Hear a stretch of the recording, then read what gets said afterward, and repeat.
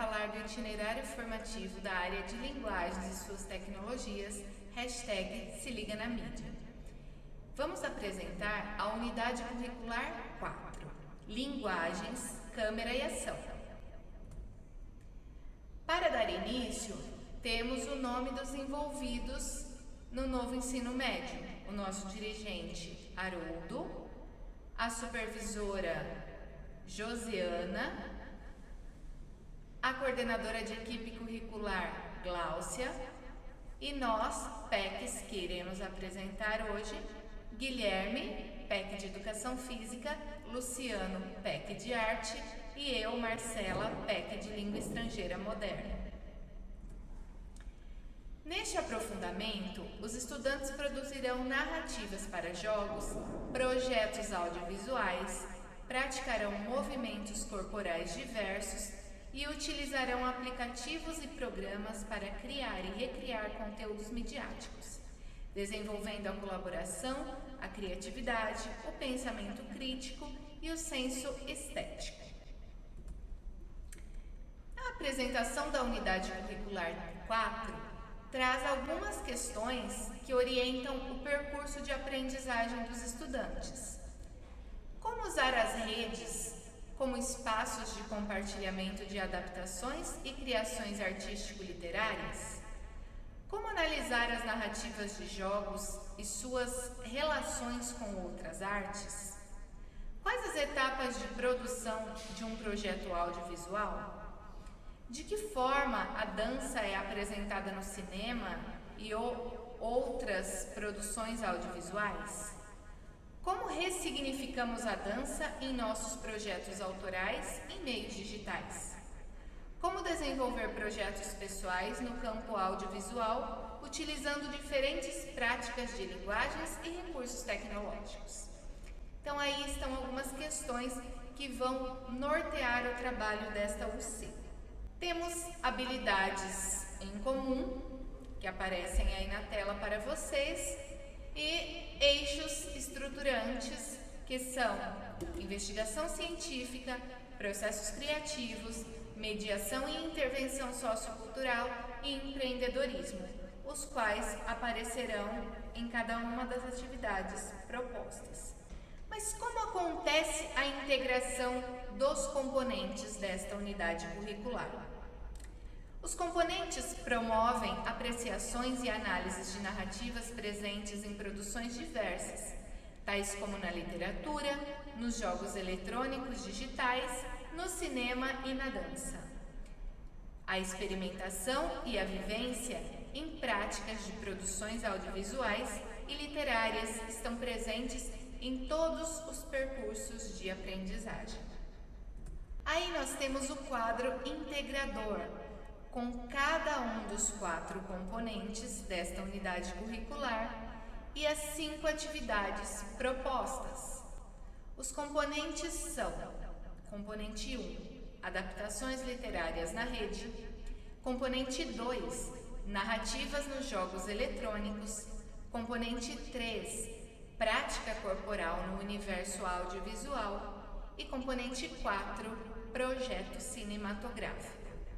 Aí na tela, vocês também podem ver em destaque que a atividade 5 traz os produtos finais produzidos em cada um dos componentes curriculares, sendo releituras de obras literárias em forma de vídeo, produção de roteiro de jogos digitais, autoavaliação, produção de storyboard e ensaio de cenas coreografadas, gravação de cenas coreografadas, edição de cenas captadas e a montagem utilizando recursos visuais e sonoros e apresentação das adaptações. E agora vamos falar um pouco sobre cada um dos componentes desta unidade curricular. Bom, vamos falar do componente 1, adaptações literárias na rede. Aí na tela vocês veem os objetos de conhecimento, Também as habilidades da formação geral básica a serem aprofundadas, assim como as competências. E os eixos estruturantes e competências e habilidades do itinerário formativo. Dando início, aí nós temos o percurso do componente 1, com as 5 atividades propostas, de modo que os estudantes podem ver como eles aprenderão. Na atividade 1 será feita a curadoria de vlogs, podcasts e canais literários. Na atividade 2, apreciação e análise de aspectos sociais em obras literárias cuja temática se relaciona com a tecnologia. Vamos falar um pouco sobre obras distópicas. Na atividade 3, oficina de roteirização para produções audiovisuais. Na atividade 4, roteirização e gravação de vídeo literário. E na atividade 5, para finalizar, a releitura de obra literária em forma de vídeo, podendo ser um vídeo ou um mashup literário. Inicialmente, os alunos realizarão a curadoria de conteúdos literários diversos, por meio de vlogs, podcasts, canais literários ou outros. E como se dá o processo de curadoria? Primeiramente, é necessário que os alunos pesquisem. Depois, essa pesquisa precisa ser filtrada para que seja selecionado o conteúdo interessante para a atividade. Depois, a proposta é que os estudantes compartilhem com a turma todo esse conteúdo selecionado por meio de um mural digital. A nossa sugestão é que o professor crie um Padlet, onde os alunos poderão compartilhar todas as pesquisas e produções que forem feitas durante as aulas deste componente. E você, professor, deve sugerir que os alunos pesquisem ainda outros canais, outros conteúdos que sejam interessantes a eles. Mas como a literatura e a tecnologia se relacionam? Tendo como referência o componente 1 da UC3, Jovens Escritores na Rede, nós trabalhamos com gêneros digitais e podemos ver como a literatura está presente e como os gêneros estão se adaptando à tecnologia. Falamos também sobre adaptações para a TV e o cinema. Então, o aluno já terá um conteúdo, já terá uma bagagem do que foi estudado na UC3 e poderá ser feito o link agora com este componente. Aqui é sugerido para que os estudantes façam uma curadoria de obras literárias que foram adaptadas para outras mídias, como TV, cinema, os streamings ou outros. E é proposto para que o estudante também coloque no Padlet de maneira a criar um mural compartilhado com toda a turma. Aqui nós temos exemplos de obras que foram adaptadas, obras clássicas, muito conhecidas, que foram adaptadas então para as telinhas, as telonas. Na sequência, vamos ter uma atividade sobre trailer honesto. A proposta é que o estudante produza um trailer honesto para apresentar lá no Festival Audiovisual que será produzido no componente 4. Mas o que é um trailer honesto? Aí, professor, no material, você clicará no link e terá um exemplo de trailer honesto a partir do filme Harry Potter, bastante conhecido.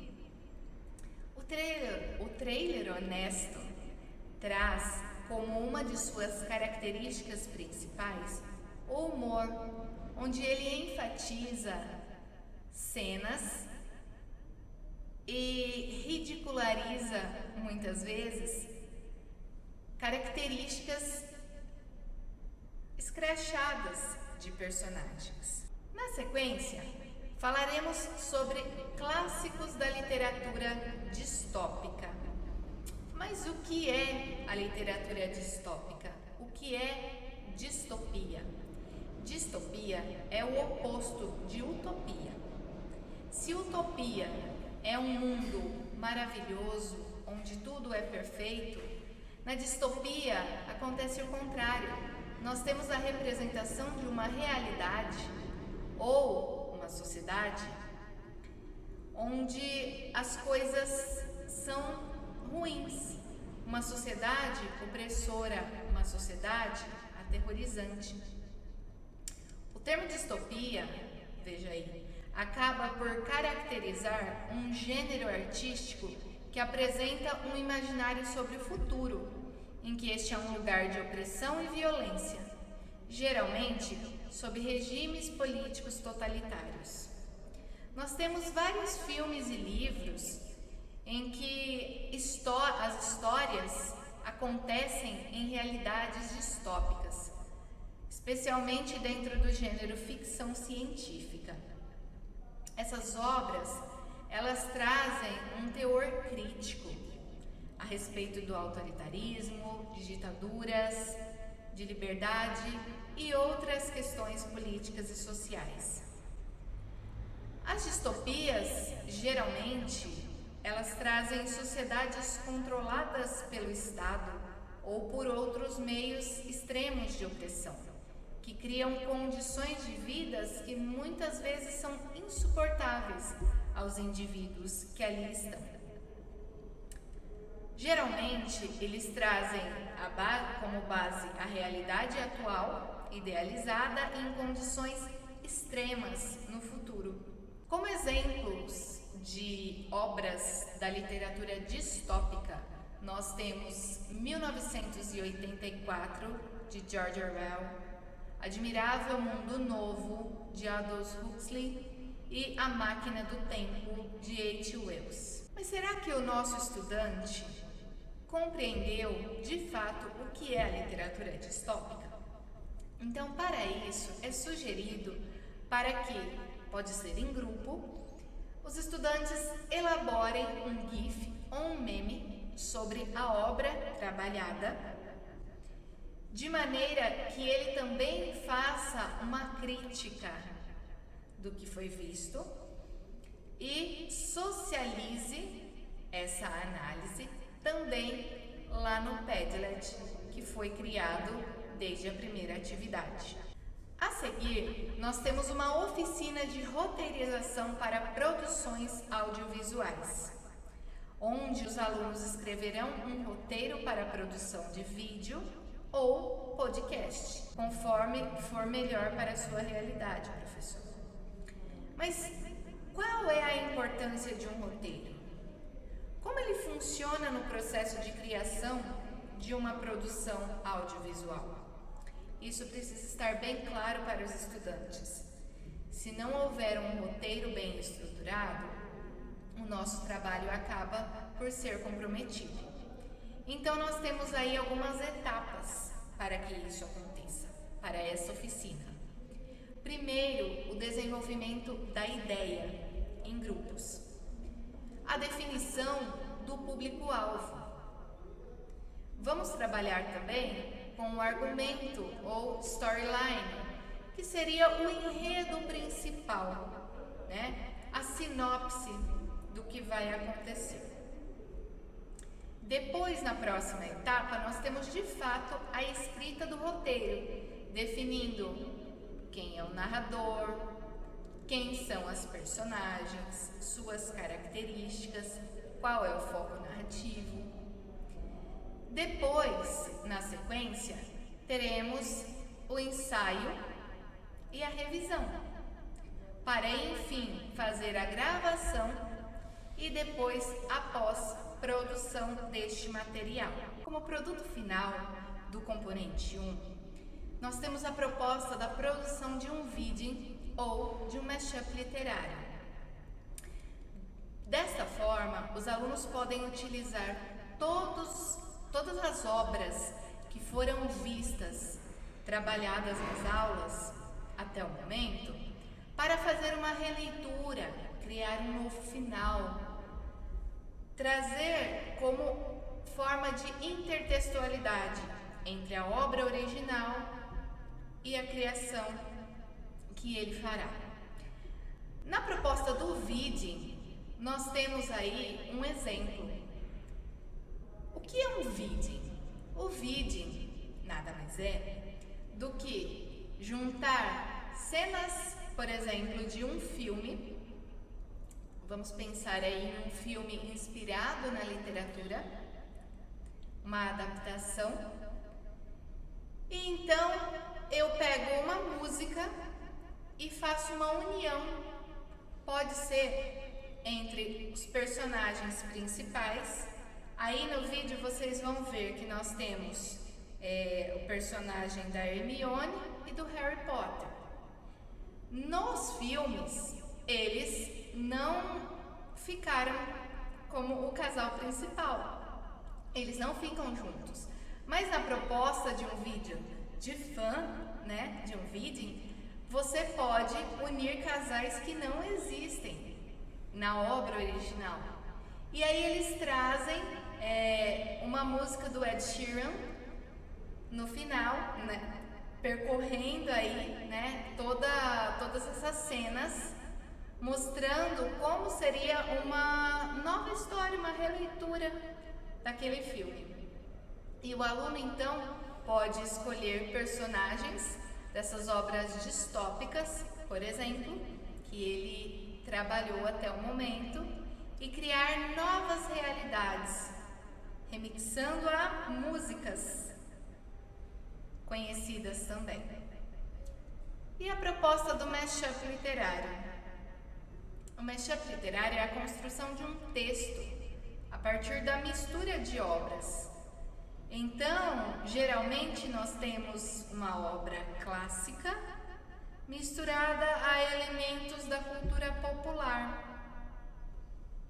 Alguns exemplos, o primeiro exemplo, na verdade, foi o livro Orgulho e Preconceito e Zumbis, feito em 2009. Orgulho e Preconceito é um clássico inglês de Jane Austen. Então alguém que era fã aí de Orgulho e Preconceito pensou, por que não incluir zumbis nessa história também?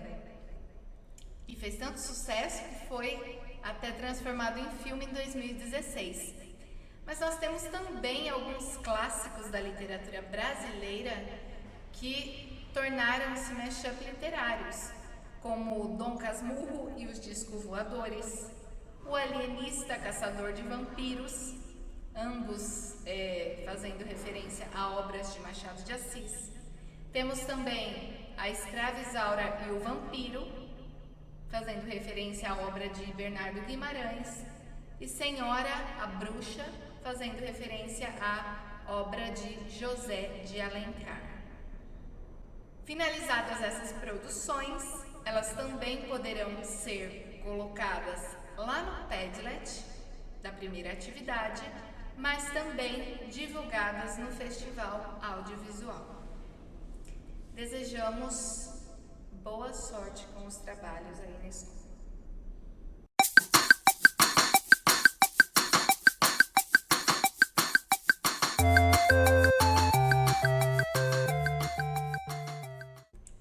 Como vão, professores? Agora vamos passar um pouco pelo componente 2 da UC4, que são as narrativas nos jogos eletrônicos. Temos aí o objeto do conhecimento, que é o planejamento, a produção e edição de textos orais, escritos e multissemióticos, que são os enredos, a narrativa, perfil, design de personagem, ambientação, cenário, trilha sonora e etc. Também temos a análise de produção e discurso das diversas linguagens e contextos, relações entre textos literários, produções artísticas e jogos eletrônicos. Ok? Estamos aí amparados pelas competências, né?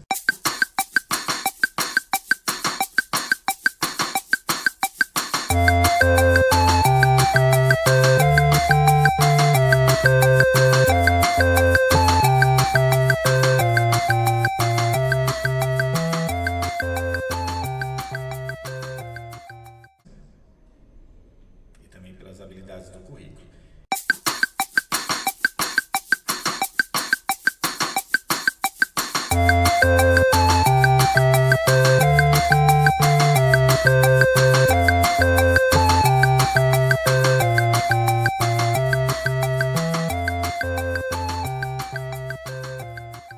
E contextualizando um norte para começar essa nossa busca, essa nossa pesquisa, o que seriam os jogos eletrônicos e os jogos digitais? Bom, e para contextualizar e buscar também, para enriquecer essa investigação, qual foi o primeiro jogo eletrônico a ser criado? Alguém sabe? Os jogos eletrônicos basicamente seriam os jogos que necessitam de energia elétrica. Aí temos como exemplo o pinball, né? E os gênios, tá bom? E os jogos digitais? Os jogos digitais são aqueles que necessitam de software para ser jogado, né? São os videogames, os jogos digitais, os online, os jogos de aplicativos, jogos de celulares e tudo mais, né? E quais são os gêneros mais comuns nos jogos eletrônicos?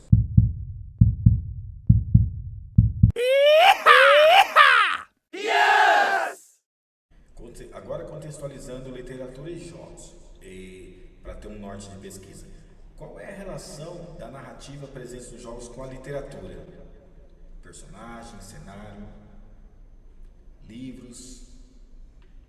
E como se dá a narrativa literária nos jogos? Como funciona esse enredo?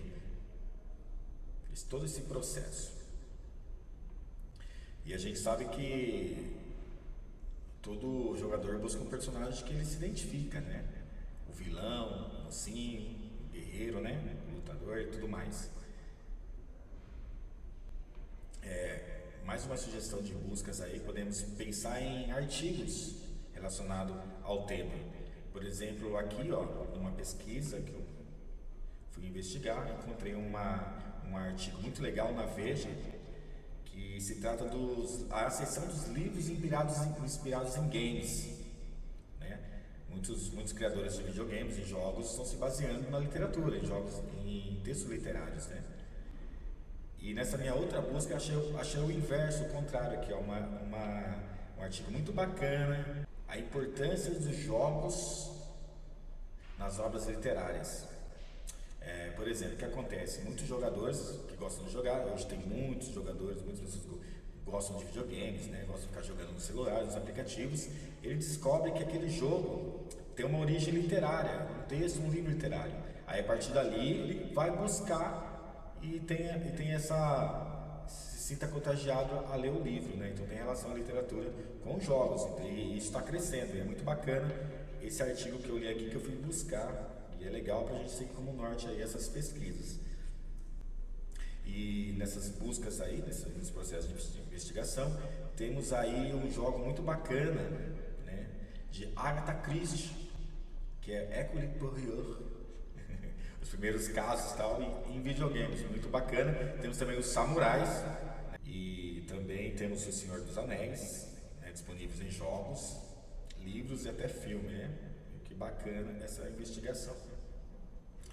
E como proposta desse componente, a proposta é escrever um roteiro definindo narrativas, criação de personagens e a pré-produção de um jogo digital. Então, para propor nessa busca aí, tentar ajudar e dar apoio, a gente vai sugerir alguns aplicativos que têm a função de criar narrativas de jogos digitais. Então, temos aí o Storyl, que ele está disponível em Android e iOS. Temos o Metaverse, também disponível em Android e iOS.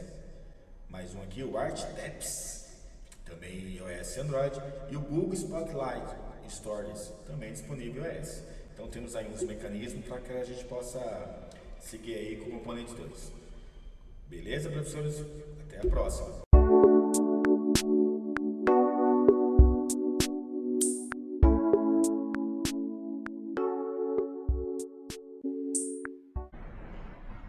Olá a todos os professores! 2. Eu sou o professor Guilherme, PEC de Educação Física, e estarei aqui para fazer com vocês a formação do itinerário formativo #Se Liga na Mídia, na unidade curricular 3, no componente 3, Prática Corporal no Universo Audiovisual. Começamos apresentando os objetos de conhecimento pertinentes a este itinerário. Estudo dos movimentos corporais que se manifestam em diferentes gêneros da dança, a experimentação dessas práticas e fruição de danças no cinema, videoclipes e em outras produções audiovisuais, análise e interpretação dos conteúdos das culturas juvenis em diferentes épocas e suas influências, a produção e o compartilhamento de movimentos coreográficos em danças nas diferentes mídias. Seguimos para o quadro de competências da formação geral básica, priorizando aí a competência 1, 3 e 5, nestas três habilidades que aparecem na tela, L13, LGG 101, LGG 305 e LGG 501.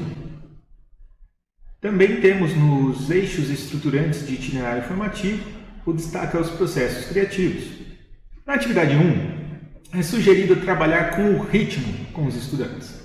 O mapa fala para que os estudantes conheçam o metrônomo.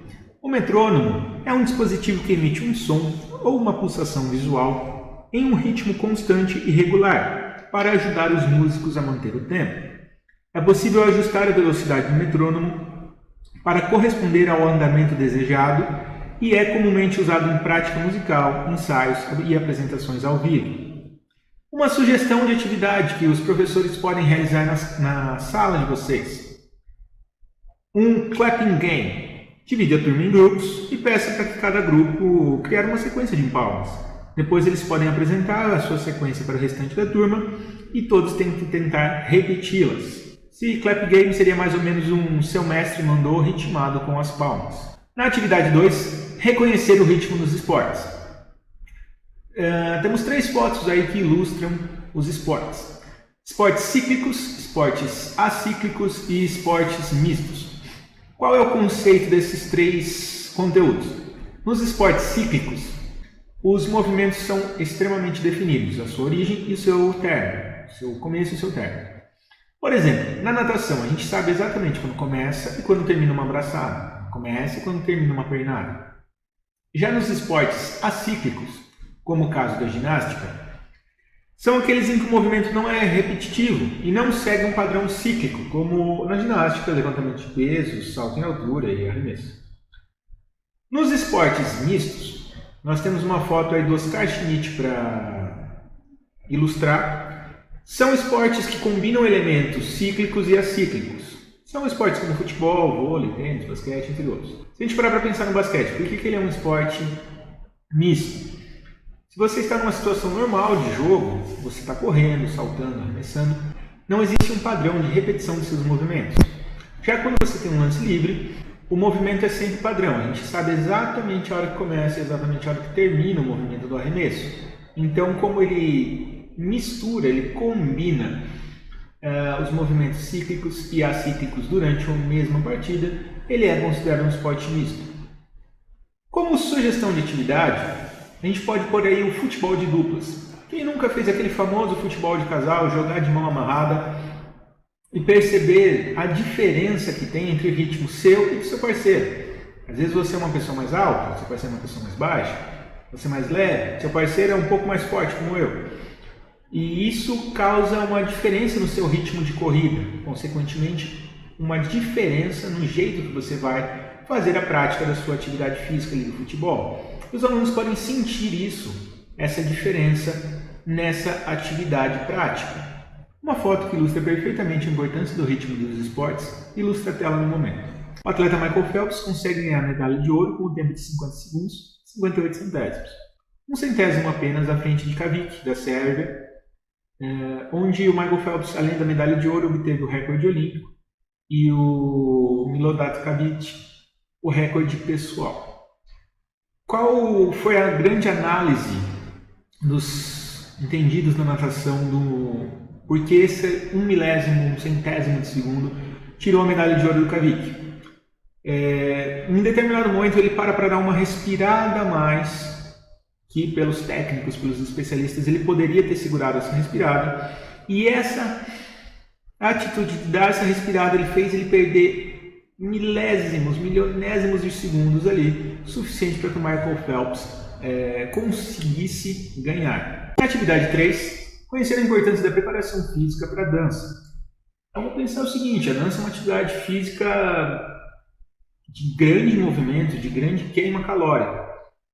Então os dançarinos profissionais que passam ali horas dançando no dia precisam ter uma boa preparação física para aguentar toda a apresentação sem se cansar, sem se machucar. Então, refletir com os alunos em relação de quão bem preparado precisa ser um dançarino para executar uma coreografia de horas ali de apresentação. Aí ilustram, dois filmes que trabalham bem as danças, que são High School Musical e o Glee, e onde tudo gira em torno das coreografias desses seus personagens. Como sugestão de atividade, fazer um mini clipe de releituras de danças conhecidas e os alunos colocarem ali as suas visões e as suas ações dado algum clipe. Na atividade 4, conhecer obras cinematográficas consagradas pela sua dança. Destacamos aqui a Dirty Dancing e o Footloose, que são filmes da década ali de 80, que trazem bem assim esse ânimo, esse ritmo dançante para as telonas. E aí uma sugestão de atividade são fazer gravações de danças famosas de filmes. Os alunos podem se caracterizar e ali ir para frente das câmeras e fazer as suas danças desses filmes famosos. Por fim, na última atividade, a produção de um videoclipe. Os alunos aí já conscientes da preparação física necessária para a dança, com o ritmo correto para dançar, e conhecendo danças e séries e filmes que têm essa dança presente, já tem um repertório motor mais ampliado para conseguir criar um videoclipe próprio.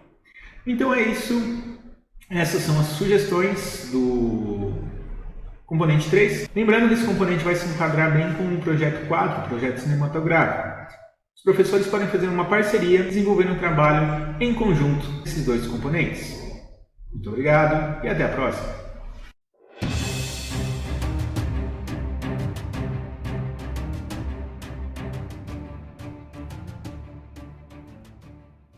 Como vão, professores? Bom, vamos falar um pouco agora do componente 4 da UC4, que é o projeto cinematográfico. E ele tem como objeto do conhecimento aí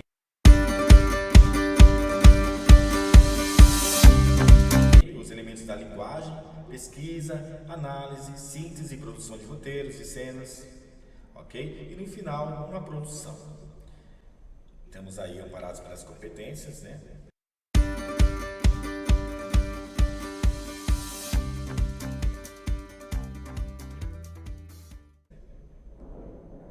Bom, e contextualizando primeiramente, é importante que a gente compreenda o que é a linguagem visual e o que é a linguagem audiovisual.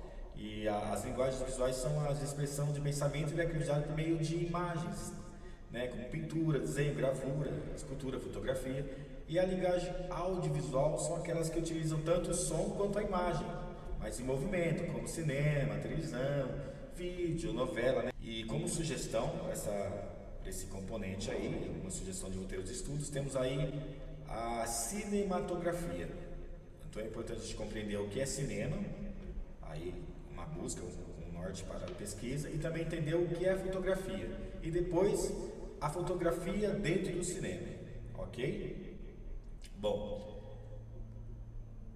para entender isso, essa busca, nas produções cinematográficas você tem um diretor de fotografia, que depois ele vai produzir as tonalidades, as imagens fotográficas, para poder criar a memória fotográfica do filme, que é o que ele vai produzir no final, que é o que chamamos de cinematografia, que é a fotografia do cinema.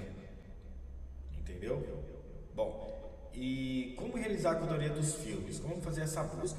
Então, primeiramente, para a gente fazer essa busca para relacionar cinema e fotografia, precisamos escolher um tema legal, precisamos pesquisar as fontes confiáveis originais, nada de pirataria, identificar conteúdos relevantes com a pesquisa, selecionar e adaptar materiais de acordo com o público, agregar valor ao conteúdo original, senso crítico, e apresentar novos pontos de vista, analisar elementos contextuais e narrativos, além de aspectos culturais e históricos nessas produções de longa-metragem.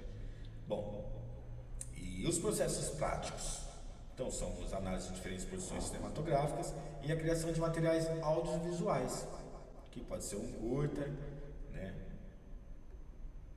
E as questões norteadoras para o entendimento desses processos de pesquisa e produções. Então, quais os elementos marcantes percebidos na narrativa? Aquele filme que você pesquisou.